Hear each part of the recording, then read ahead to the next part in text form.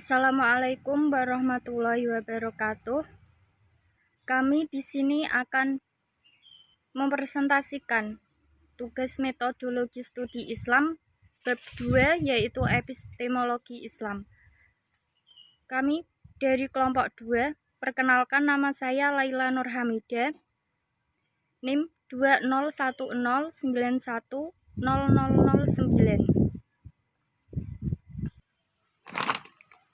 Saya Numatul Uliyah, NIM 2010910010.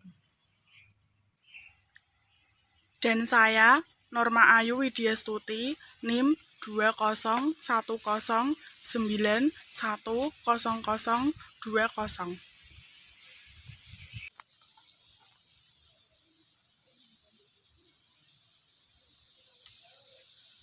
Pengertian epistemologi.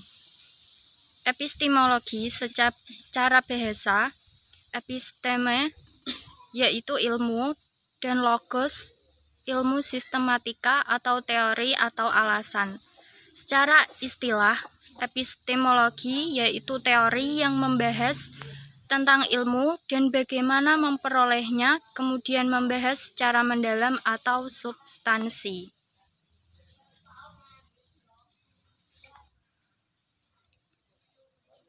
Menurut Dr. Andes RBS Furdiartanto, epistemologi berarti ilmu filsafat tentang pengetahuan atau pendek kata, dan filsafat pengetahuan.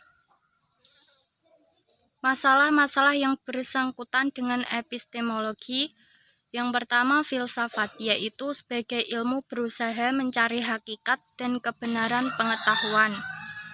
Yang kedua, metode, yaitu metode yang bertujuan mengantarkan manusia untuk memperoleh realitas kebenaran. Dan yang terakhir, yaitu sistem, sebagai suatu sistem bertujuan memperoleh realitas kebenaran pengetahuan.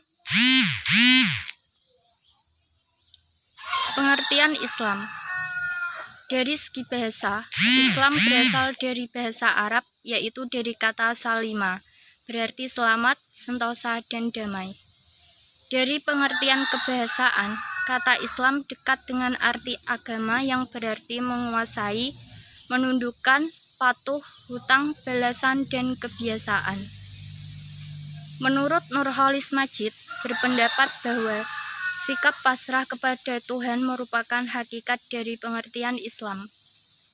Menurut Muhammad Ali, ia memahami firman Allah surat Al-Baqarah ayat 208 dan surat Al-Anfal ayat 61 bahwa kata Islam mengandung arti patuh, tunduk, taat, dan berserah diri kepada Tuhan dalam upaya mencari keselamatan dan kebahagiaan dunia akhirat, tanpa ada paksaan, melainkan panggilan dari fitrah darinya sebagai makhluk.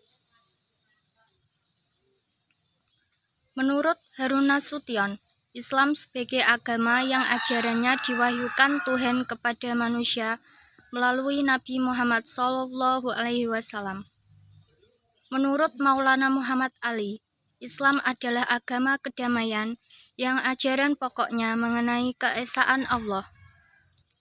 Menurut istilah, agama bersumber pada wahyu dari Allah, bukan berasal dari manusia, dan bukan pula berasal dari Nabi Muhammad SAW.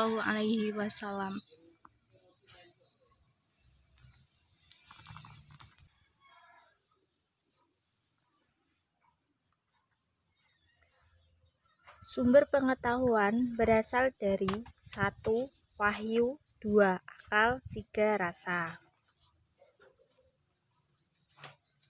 1. Wahyu. Wahyu atau Al-Quran sebagai sumber absolut yang berasal dari Tuhan semesta alam. Wahyu itu sebagai petunjuk bagi manusia yang mengandung ilmu pengetahuan, dan manusia itu diperintahkan untuk senantiasa menggunakan indera, akal, dan hatinya untuk menggali pengetahuan. 2. Akal. Sumber pengetahuan yang mempunyai fungsi sangat besar untuk memperoleh ilmu, sebagai alat untuk berpikir, memahami, dan mengambil kesimpulan khususnya di kalangan filosof. Akal dibagi menjadi dua, yaitu akal aktif berkaitan dengan etika, akal teoritis merupakan pemahaman. 3. Rasa. Indra adalah sumber awal mengenal alam sekeliling kita, bahkan ada satu riwayat yang menjelaskannya dapat menangkap hal-hal yang tampak, apakah bentuk, keberadaan, sifat, atau karakteristik benda-benda yang ada di dunia. Dapat mendengar suara, mengenal dimensi yang lain lagi dari objek-objek dunia, yaitu rasa. Menyerap aspek lain dari objek fisik, yaitu bau. Fungsi indera juga sangat besar berpengaruhnya untuk mendapat pengetahuan. Kriteria kebenaran dalam epistemologi Islam. Teori kebenaran, teori korespondensi, teori konsistensi, teori pragmatis.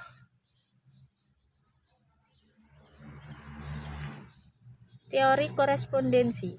Kebenaran adalah sesuai fakta dan sesuatu yang selaras dengan situasi akal yang diberinya interpretasi. Teori konsistensi. Kebenaran yaitu fakta atau realitas, tetapi atas hubungan antara putusan-putusan itu sendiri. Teori pragmatis. Suatu ucapan, dalil atau semata-mata tergantung kepada berfaedah tidaknya ucapan bagi manusia untuk berfaedah dalam kehidupannya.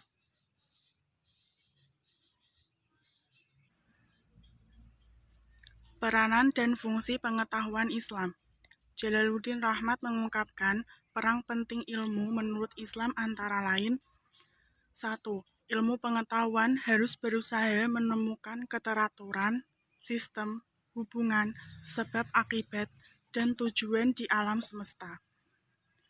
2. Ilmu harus dikembangkan untuk mengambil manfaat dalam rangka mengabdi kepada Allah. 3. Ilmu harus dikembangkan dengan tidak menimbulkan kerusakan, baik afak ataupun anfus. Fungsi ilmu menurut RPS Fupiartana yang dikutip dari Endang Syaifuddin Ansori antara lain 1. Fungsi deskriptif. Menggambarkan suatu objek atau masalah sehingga mudah dipelajari oleh peneliti. 2. Fungsi pengembangan. Melanjutkan hasil penemuan lalu menjadi hasil ilmu pengetahuan baru. 3. Fungsi prediksi. Meramalkan kejadian yang kemungkinan besar terjadi, dapat mengambil tindakan dalam usaha menghadapinya. 4. Fungsi kontrol. Berusaha mengendalikan peristiwa yang tidak dikehendaki.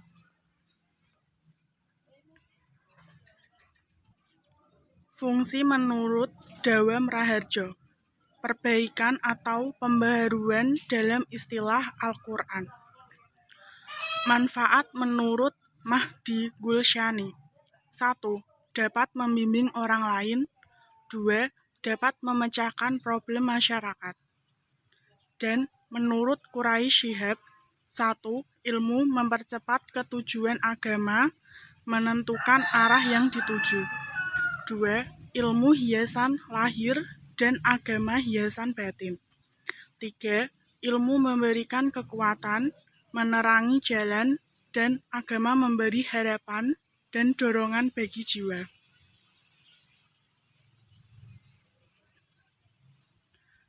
Menurut Nurholis Majid, ilmu adalah hasil pelaksanaan perintah Tuhan. Dan menurut Ibnu Rashid, antara ilmu dan iman tidak dapat dipisahkan.